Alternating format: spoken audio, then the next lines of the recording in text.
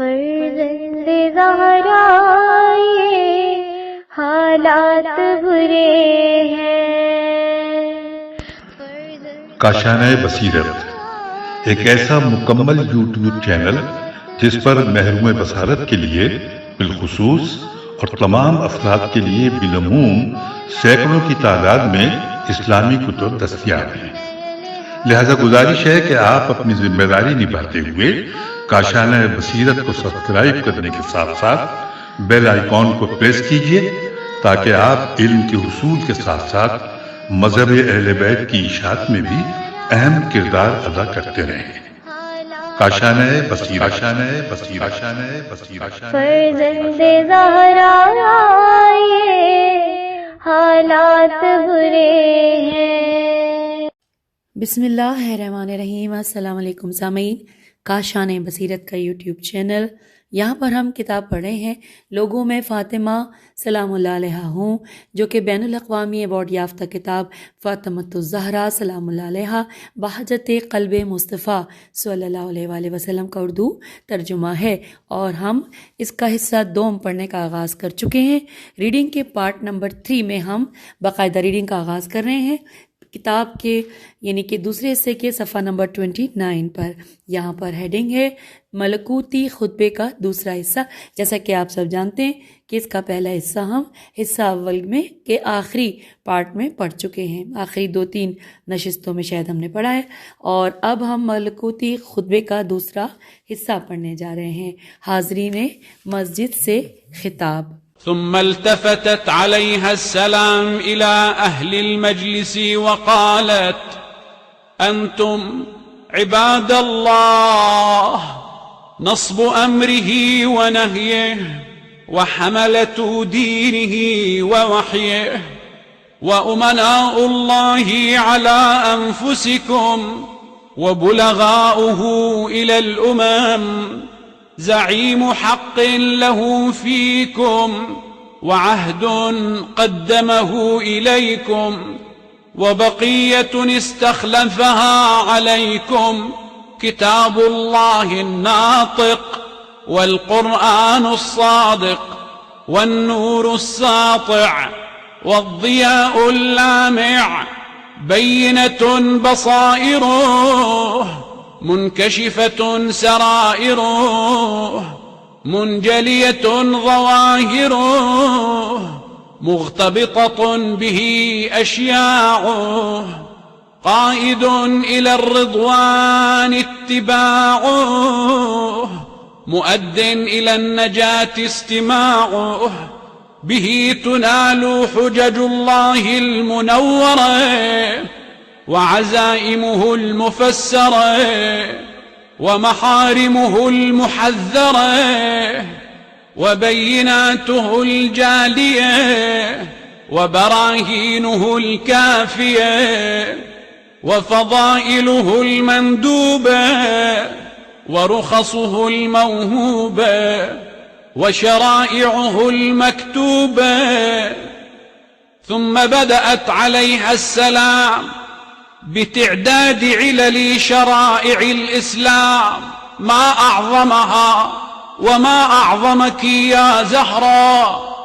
قالت: فجعل الله الإيمان تطهيرا لكم من الشرك، والصلاة تنزيها لكم من الكبر، والزكاة تزكية للنفس ونماء في الرزق، والصيام تثبيتا للإخلاص، والحج تشييدا للدين، والعدل تنسيقا للقلوب، وطاعتنا نظاما للملة، وإمامتنا أمانا للفرقة، والجهاد عزا للإسلام، والصبر معونة على استيجاب الأجر، والأمر بالمعروف مصلحة للعامة، وبر الوالدين وقاية من السخط، وصلة الأرحام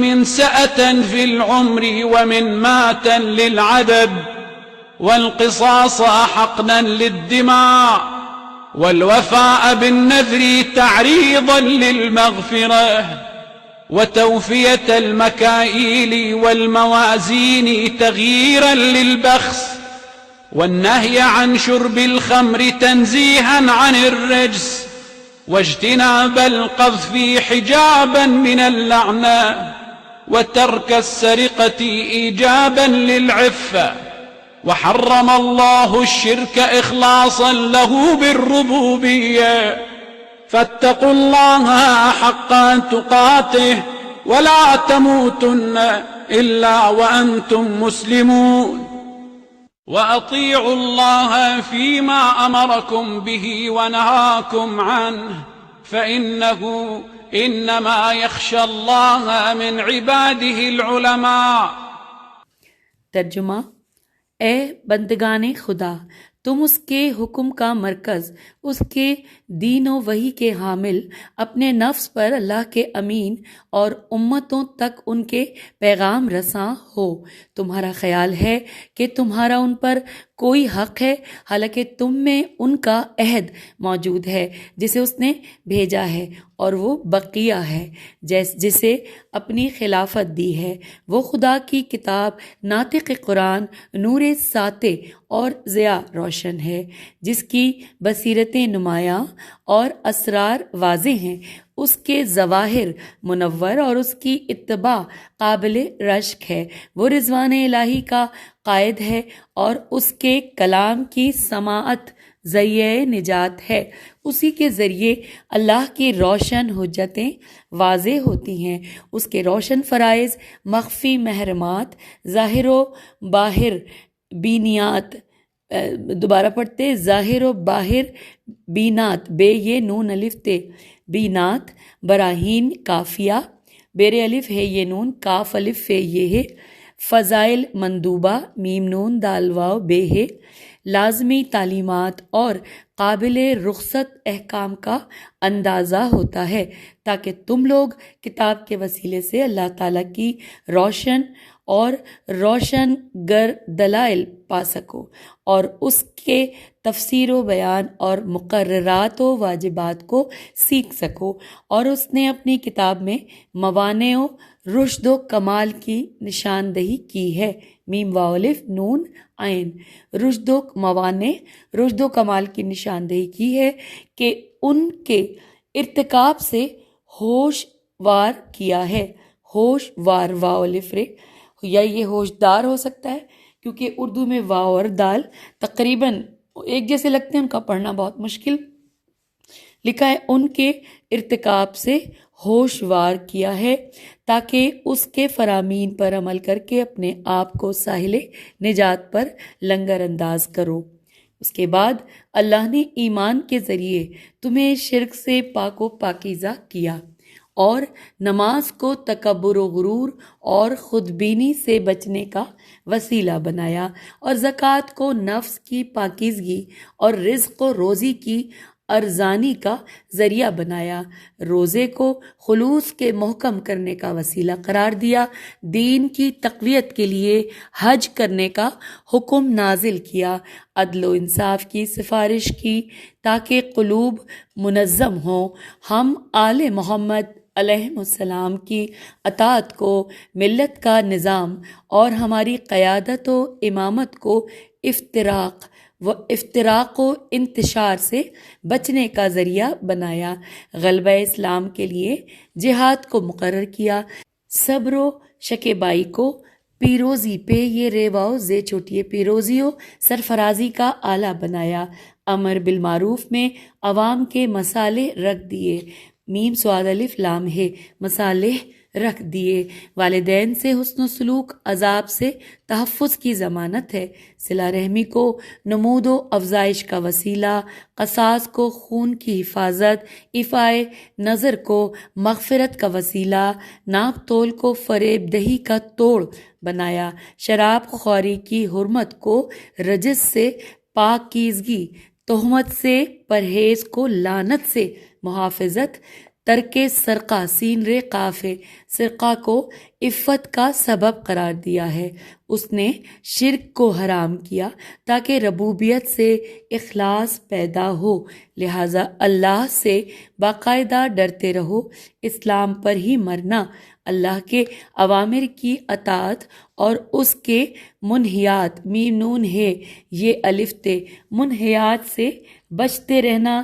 اس لیے اس کے بندوں میں خوف خدا رکھنے والے صرف صاحبان علم و عرفت ہی ہوتے ہیں، انورٹڈ کاما کلوز۔ یہاں پر اس حصے کا جو کہ ملکوتی خطبے کا دوسرا حصہ، یہاں پہ اس کا ترجمہ مکمل ہوا پیج 31 پر، اور اب یہاں پر ہیڈنگ آ گئی ہے تشریح و توضیح خطبہ۔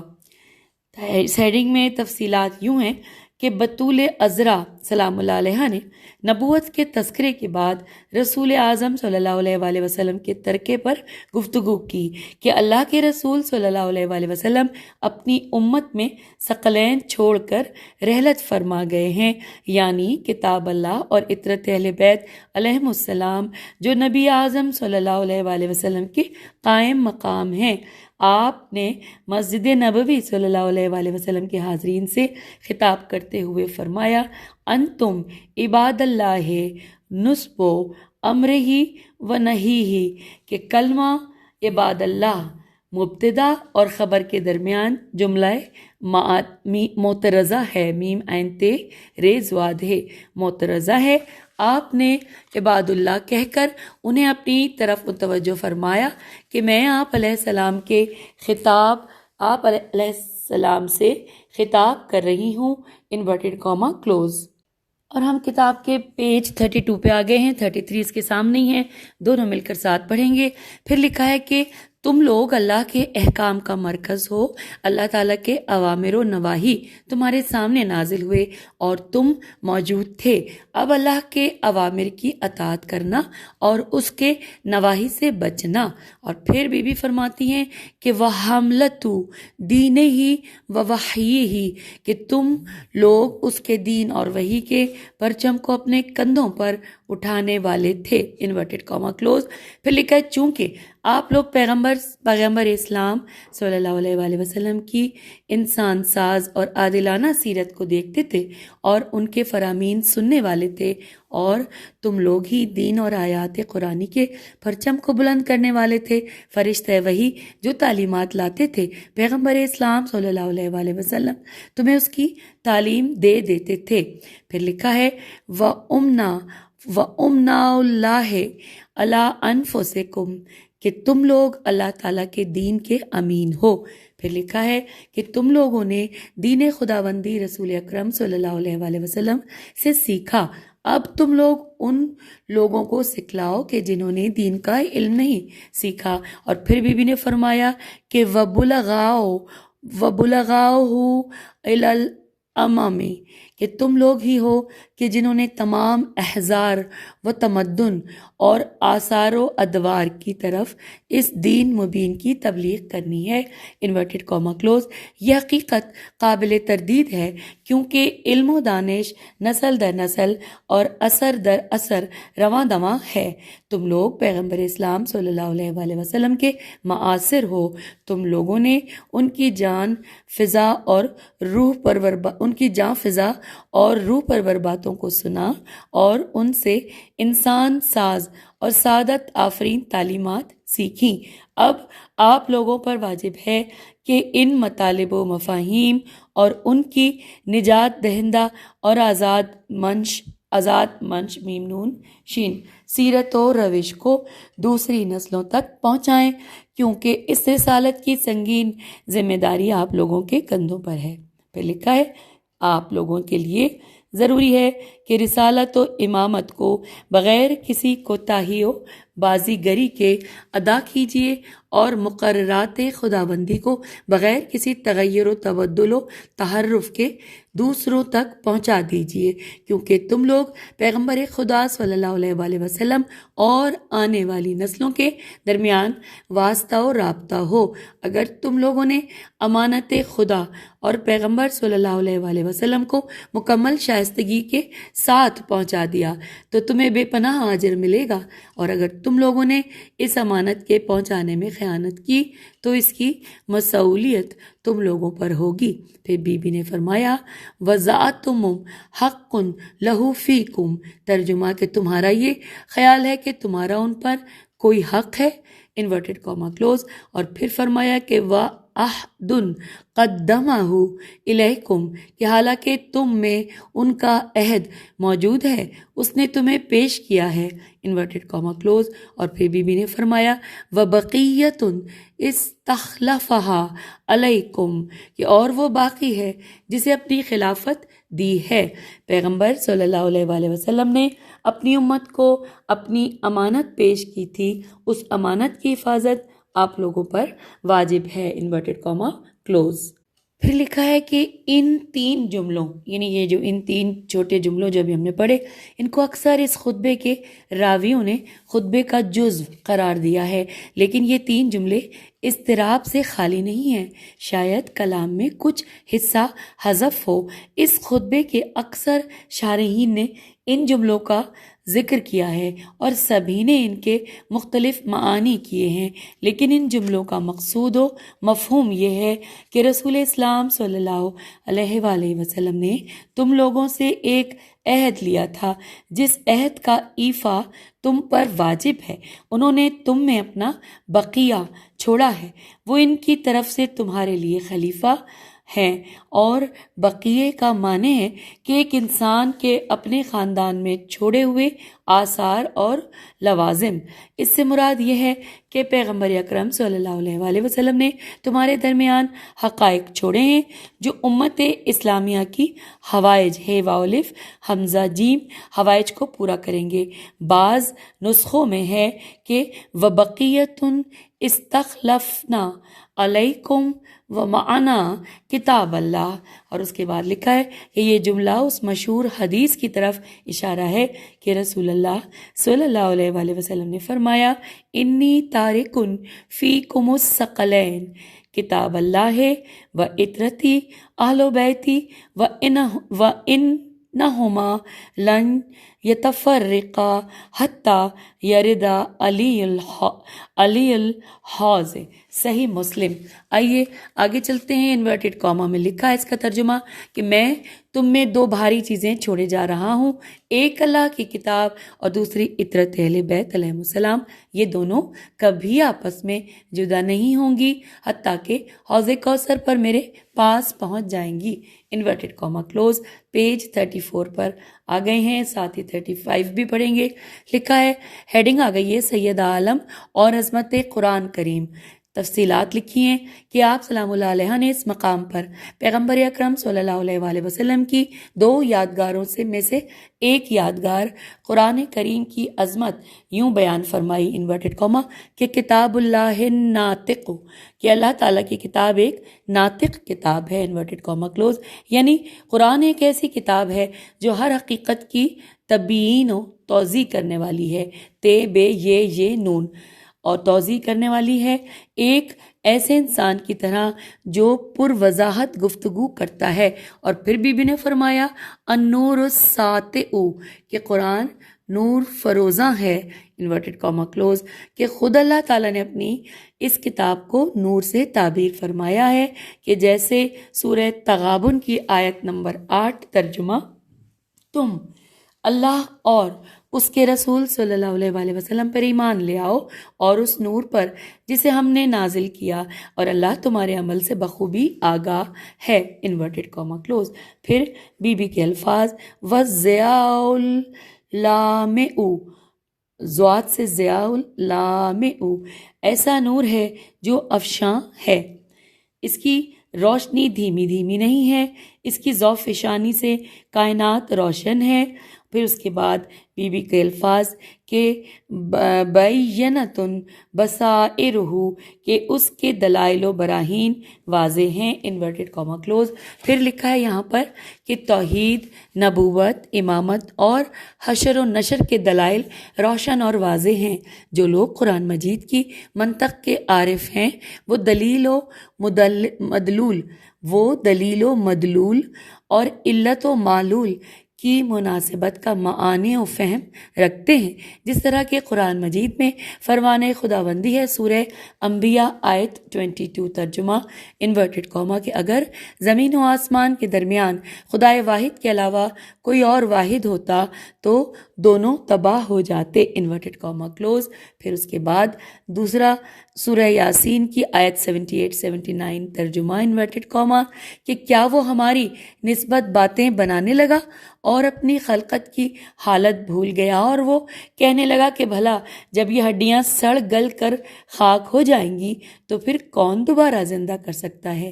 اے رسول صلی اللہ علیہ وآلہ وسلم آپ کہہ دیں وہی زندہ کرے گا جس نے انہیں پہلی مرتبہ زندہ کر دکھایا، انورٹڈ کاما کلوز۔ تیسرے نمبر پہ سورہ اعراف آیت 204 ترجمہ انورٹڈ کاما اور میں نے جنوں اور انسانوں کو نہیں پیدا کیا مگر یہ کہ وہ عبادت کریں، انورٹڈ کاما کلوز۔ اور پھر سورہ اسراء آیت 88 ترجمہ انورٹڈ کاما اے رسول صلی اللہ علیہ وآلہ وسلم آپ کہہ دیں کہ اگر ساری دنیا کے آدمی اور جن اس بات پر اکٹھے ہوں کہ اس قرآن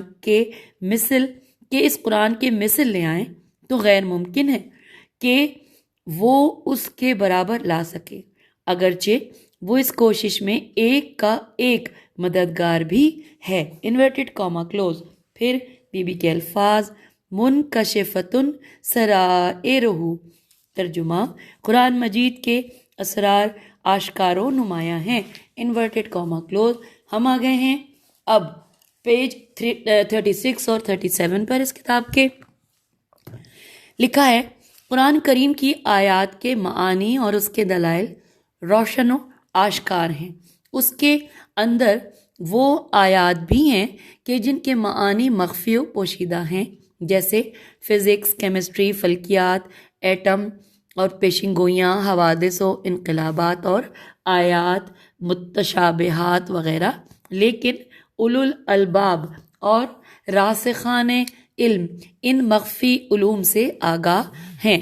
پھر بی بی کا یہ یہاں پر جملہ کہ متجلیتن ظواہرہ ترجمہ زوئے سے ہے ظواہرہ ترجمہ کہ اس کے ظواہر کامل طور پر آشکار و جلوہ گر ہیں، انورٹڈ کاما کلوز۔ پھر بی بی کے الفاظ مختبتتن توئے کے بعد تے ہے مختبتتن بہی اشیاءہ ترجمہ قرآن کریم کے راستے کے راہ رو اور پیروکاران کو لوگ رشک و حسرت کی نگاہ سے دیکھتے ہیں، انورٹڈ کاما کلوز۔ پھر لکھا ہے کہ کیونکہ وہ لوگ قرآن مجید سے عشق و علاقہ رکھتے ہیں اور اس کی اتباع میں زندگی کا سفر طے کرتے ہیں تو اللہ تعالیٰ انہیں دنیاوی و اخروی عزت و منزلت عطا کرتا ہے، اس لیے لوگوں کی نگاہیں انہیں دیکھتی ہی رہ جاتی ہیں اور وہ حسرت بھری نگاہوں سے کہتے ہیں کہ اے کاش انہیں یہ مقام نصیب ہوتا۔ اور اب پھر بی بی کے الفاظ کہ قائدن الی الرضوان اتباعہ ترجمہ کہ قرآن مجید کی اتباع اللہ تعالیٰ کی خوشنودی و رضوان کی طرف راہبری کرتی ہے، انورٹڈ کاما کلوز۔ پھر بی بی کے الفاظ معدن الی النجات استماعہ ترجمہ قرآن مجید کو دل کی گہرائی و گیرائی سے سننا نجات کی ضمانت ہے، انورٹڈ کاما کلوز ہو گیا۔ پھر لکھا ہے جس طرح خداوند تعالیٰ کا فرمان ہے سورہ اعراف آیت نمبر 204 ترجمہ اے لوگو جب قرآن پڑھا جائے تو کان لگا کر سنو اور چپ چاپ رہو تاکہ تم پر رحم کیا جائے، انورٹڈ کاما یہاں پر کلوز ہو گیا۔ جب قرآن مجید تدبر و تعقل کے ساتھ سنا جائے تو قلوب کی دنیا اللہ تعالیٰ کے خوف سے لرزہ برندام ہو جاتی ہے، اس طرح انسان اپنے کریم رب سے امیدوں کا بندھن باندھ لیتا ہے اور اللہ تعالیٰ کے عذاب سے نجات کے سامان پیدا کر لیتا ہے۔ مشاہدات و تجربات ہیں کہ کتنے کافر تھے کہ جب انہوں نے غور سے قرآن سنا تو اسلام کی دولت سے مالا مال ہو گئے، اور کتنے مذنب میم زال نون بے مذنب و معصیت کار تھے کہ جنہیں قرآن مجید کے استماع الف سین تے میم الف عین استماع سے توبہ کی توفیق مل گئی، اور کتنے منحرف لوگ تھے کہ جنہیں راہ اعتدال مل گیا، اور کتنے لوگ شک و ریب کی دلدل میں پھنسے ہوئے تھے کہ انہیں اللہ کی کتاب نے یقین و استقامت کی توانائی دے کر اس دلدل سے نکال کر روحانی فضاؤں میں قوت پرواز عطا کی۔ پھر بی بی نے کہا انورٹڈ کاما کے دلیل و حجت سے انسان اعتماد حاصل کرتا ہے، انورٹڈ کاما کلوز، کہ قرآن کریم کی برکت سے انسان کو دلائل و براہین حاصل ہوئے۔ ہم بخوبی جانتے ہیں کہ عقلی اور فکری موضوعات، دینی احکام اور عرفی مسائل، عین سے عرفی مسائل میں قرآن مجید سے استدلال کیا جاتا ہے اور اسی سے ہی دلائل و براہین لیے جاتے ہیں۔ پھر بی بی کا کہنا ہے کہ فرمانا ہے کہ وَأَزَائِمُهُ مفسرتن کہ قرآن مجید کی برکت سے واجبات معلوم ہوئے ہیں، انورٹڈ کاما کلوز۔ ان واجبات کی تفسیر خود قرآن، نبی کریم صلی اللہ علیہ وآلہ وسلم یا ائمہ اہل بیت علیہم السلام نے فرمائی ہے، کیونکہ قرآن کریم انہی کے گھروں میں نازل ہوا۔ گھر کی چیز گھر والے ہی بہتر جانتے ہیں۔ انہوں نے عبادات کے احکام اور ان کی کیفیات و خصوصیات کی تفسیر فرمائی، طہارت سے لے کر نماز تک اور نماز سے لے کر روزہ و حج و جہاد تک تمام واجبات کی تشریح و توضیح کے تمام سامان مکمل کر دیے۔ پھر بی بی فرما رہی ہیں کہ قرآن مجید کے وسیلے سے معلوم ہوا کہ محرمات خدا کیا ہیں، اور پھر یہاں لکھا ہے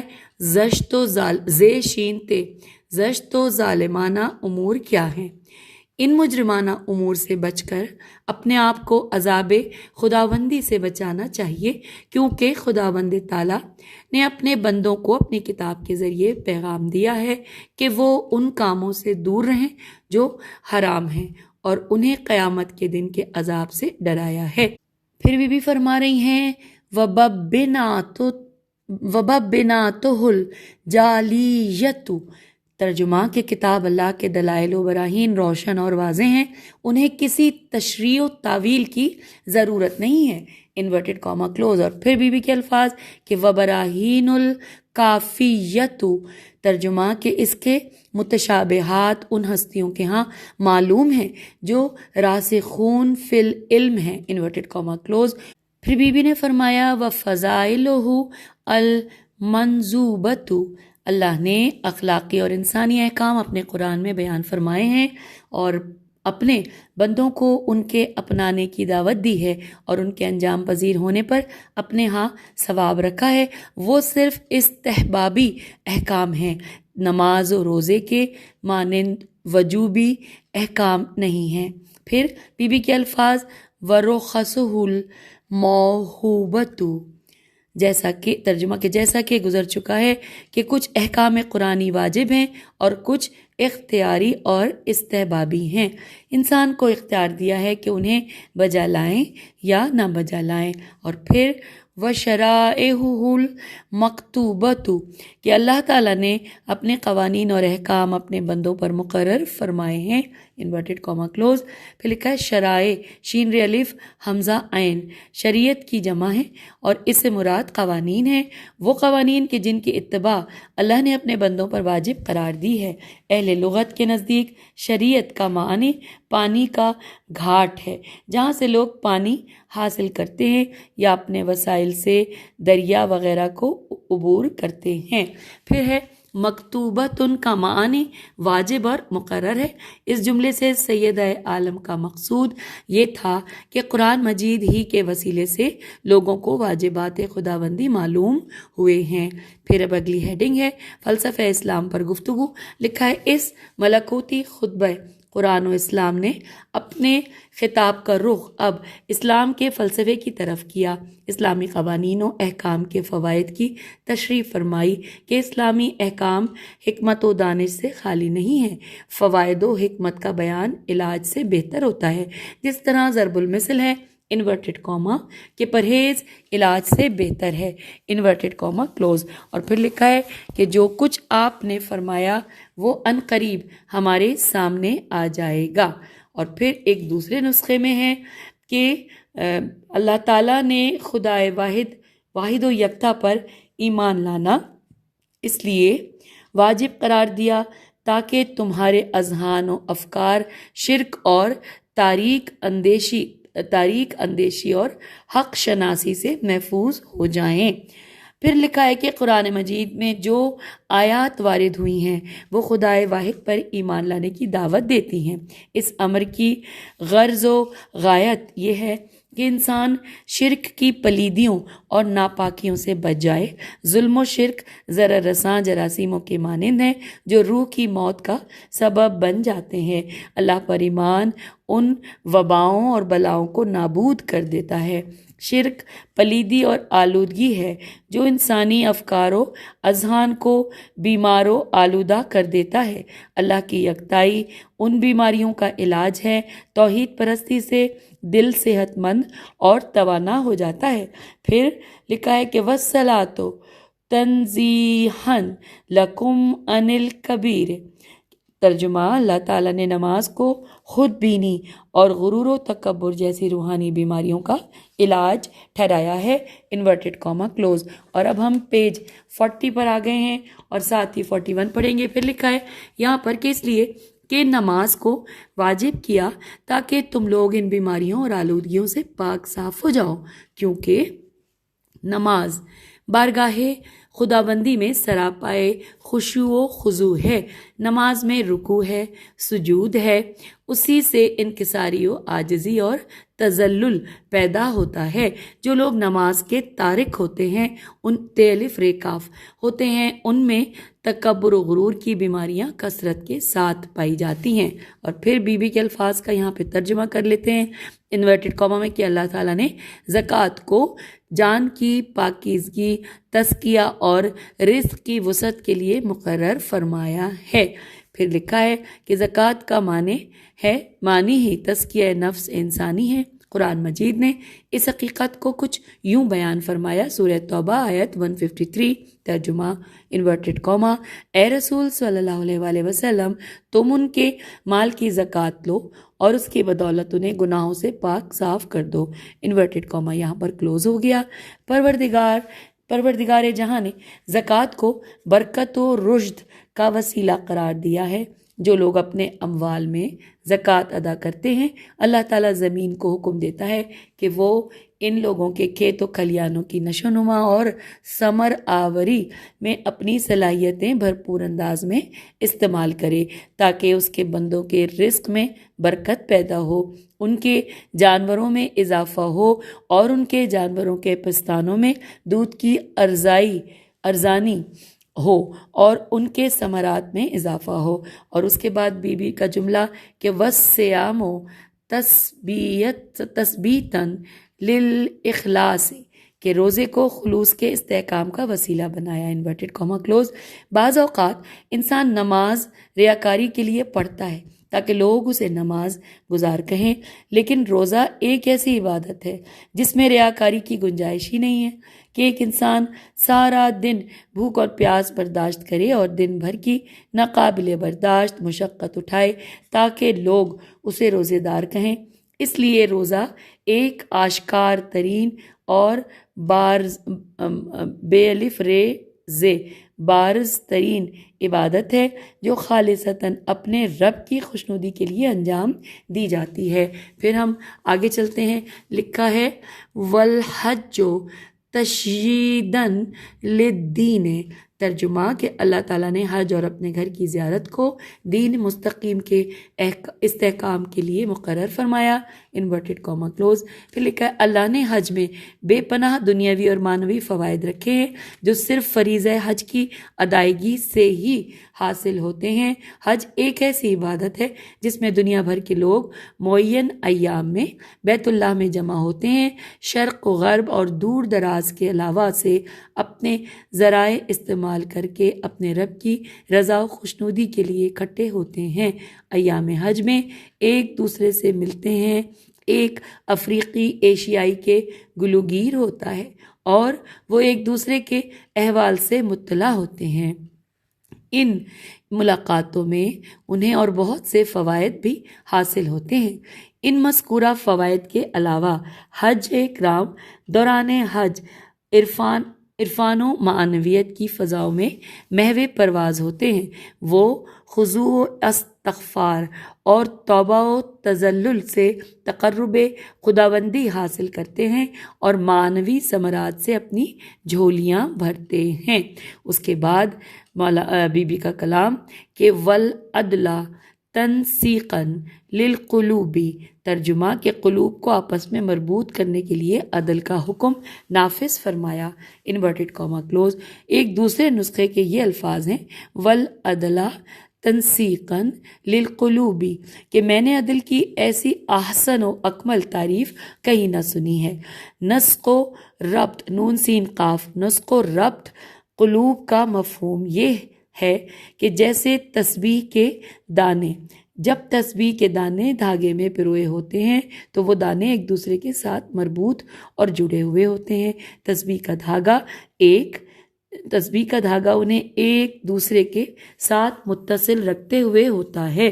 اگر دھاگا ٹوٹ جائے گا تو سارے دانے بکھر جاتے ہیں۔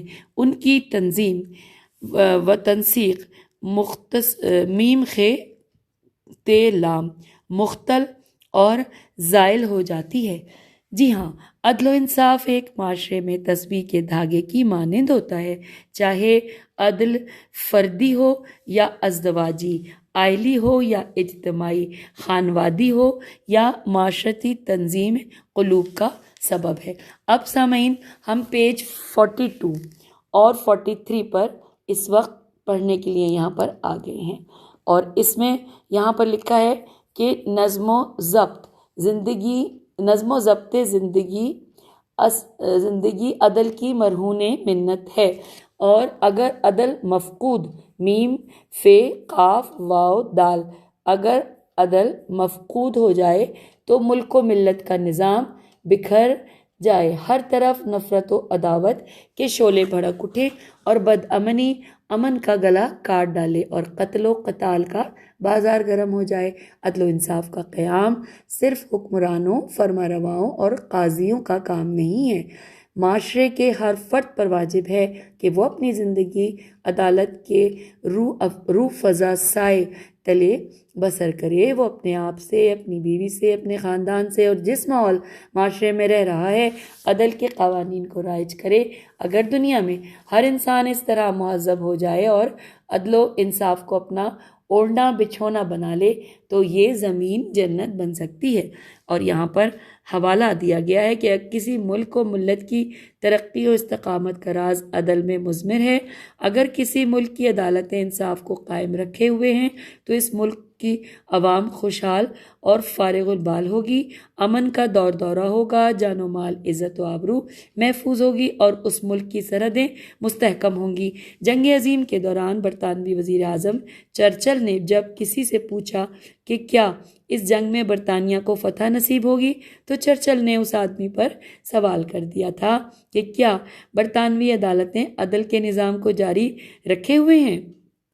اس آدمی نے جواب دیا کہ جی ہاں، تو پھر چرچل نے کہا کہ جی ہاں، ہم ہی فاتح ہوں گے، اور بریکٹ میں لکھا ہے مترجم، یہ حاشیے میں حوالے کے طور پہ یہاں سامعین لکھا تھا۔